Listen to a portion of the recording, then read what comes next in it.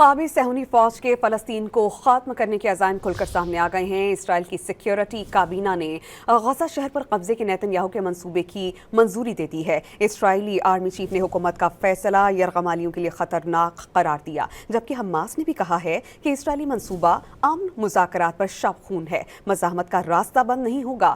اسرائیل کے اعلان کے بعد غزہ دھماکوں سے گونج اٹھا۔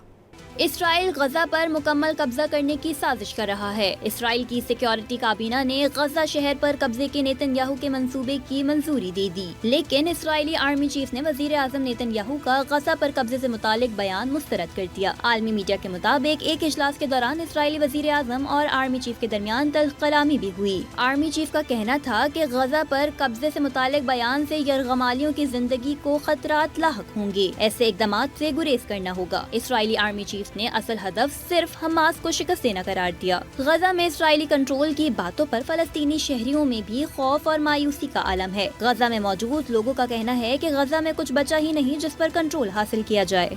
مع انه احنا زي ما قلت لك احنا في واقع احتلال من الجو ومن الارض ومن البحر، لكن بالنسبه لنا احنا قلنا يعني بدات الحياه تمشي، بدات شوي نستقر في اماكننا لنا 5 6 شهور في خيام في معاناه في موت لكن برضه متشبثين في الحياه۔ دوسری جانب حماس نے غزہ پر کنٹرول کے اسرائیلی فیصلے کو مسترد کرتے ہوئے ناقابل قبول قرار دے دیا۔ حماس نے واضح اعلان کیا کہ غزہ کبھی بھی قبضے یا صہیونی سرپرستی کو قبول نہیں کرے گا۔